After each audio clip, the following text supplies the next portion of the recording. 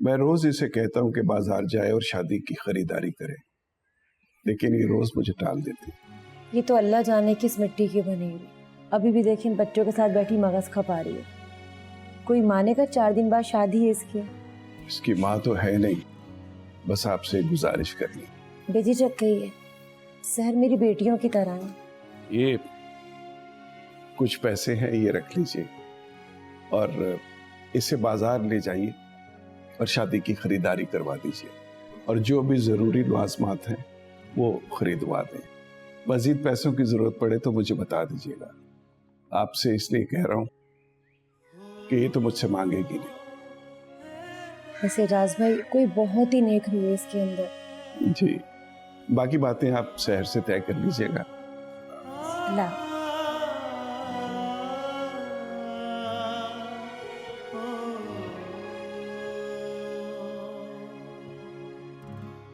कहाँ फंसा दिया है बाबा? ये लें जी आप लोगों की कॉफी, ये लो बेटा। Thank you.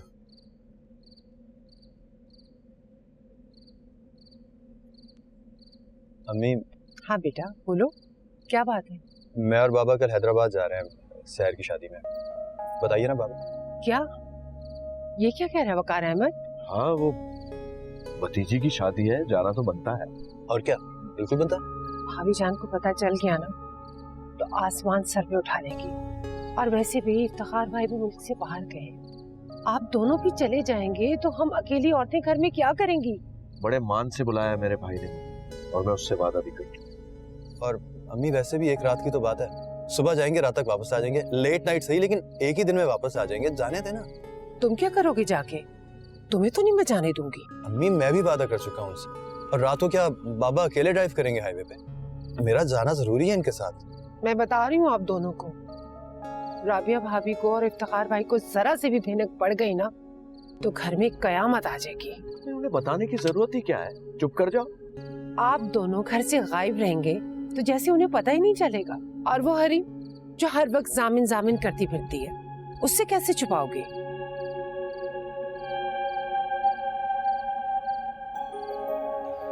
और रशीद कहाँ है भाई? अंदर है? अभी तक चूना नहीं फिकवाया यहाँ है? अरे जरा नाली के करीब ना चूना सारा फिकवा दो।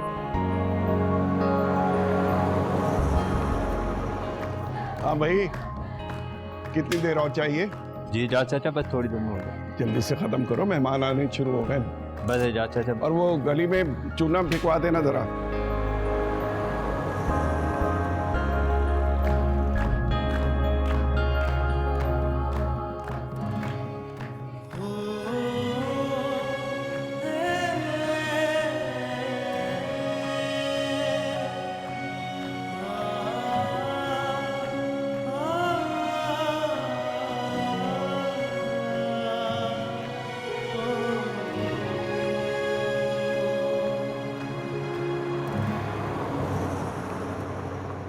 तुम क्या कह रही हो?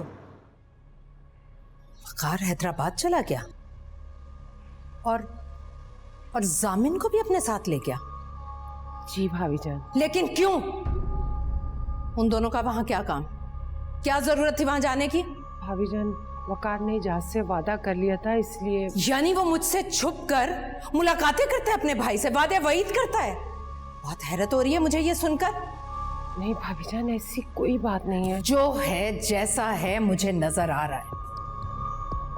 मत भूलो तुम लोगों को मैंने अपने घर में रखा हुआ है, और यहाँ रहते हुए मैं तुम लोगों को अपने दुश्मनों से रिश्तेदारी निभाने की इजाजत नहीं दे सकती। भाभी जान, मैं या वकार हमने कभी जहाँ से बात तक नहीं की है, ना ही मैंने कभी टेलीफोन पे बात की। हाँ, लेकिन शादी में शरीक होना नहीं भूलते।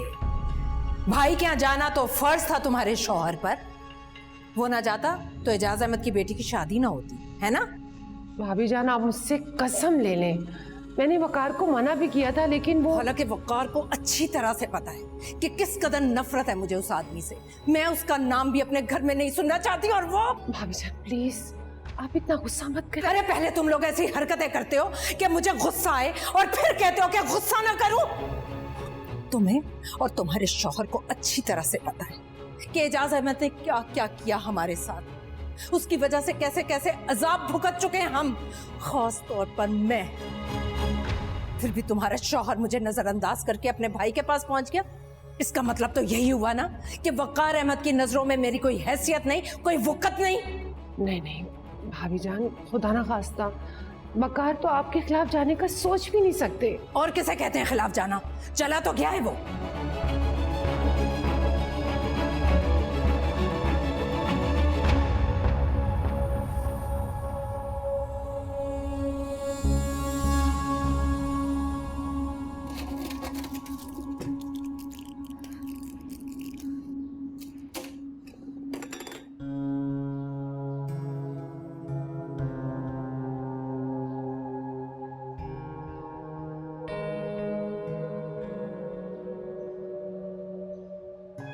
आपको इतना गुस्सा नहीं करना चाहिए मामा। आपको पता है ना आपकी तबीयत खराब हो जाती है।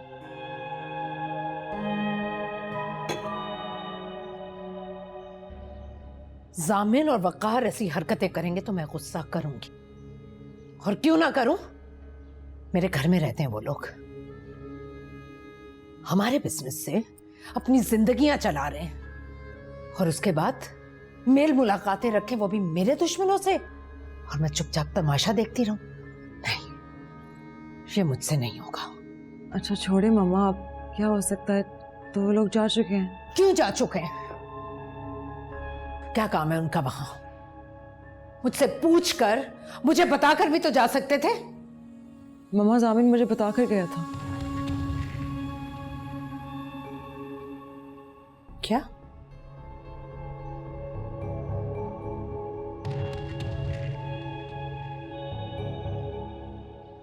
तुम्हें पता था?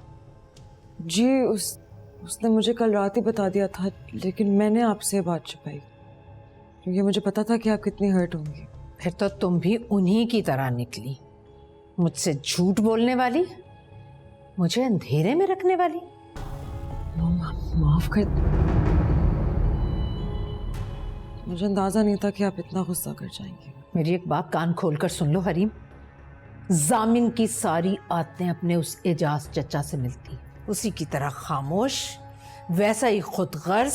उसको इतनी ढील देना बंद करो, वरना तुम बहुत पछताओगी, और मैं भी कुछ नहीं कर पाऊंगी तुम्हारे लिए। चल यहाँ से।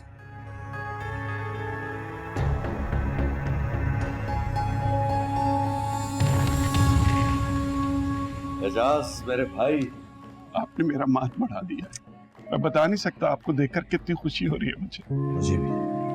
जामिन, अरे सामिन बेटा, बहुत बहुत मेरा बच्चा, तुम्हारे आने का बहुत बहुत शुक्रिया बेटा। कैसी बातें कर रहे हैं चाचा, हमने तो आना ही था, शुक्रिया की क्या बात है? क्यों अबू? बिल्कुल, क्यों नहीं। एजाज भाई, वो सामान आ गया है, क्रॉकरी आ गई है, रखवाऊं कहाँ? सलीम भाई कहीं भी रखवा दीजिए, मैं अब बहुत थक गया हूँ। या चले मैं आता हूँ। नहीं, आप और अब्बू बैठ के बातें करें, मैं हूं ना, मैं संभाल लूंगा सब। अरे बेटा क्यों इन झमेलों में पड़ोगे तुम? एजाज, जामिन को मैंने सब समझा दिया, ये सारे काम संभाल लेगा। आप बिल्कुल फिक्र नहीं करें, मुझे बताइए सब कुछ कहाँ है, बल्कि मैं इससे पूछ लेता हूँ कहाँ जाना है भाई। आइए जाओ बेटा, आप फिक्र ना अच्छा करें। बेटा, थैंक यू। और मुझे सहर बेटी से सबसे पहले मिला। आइए भाई।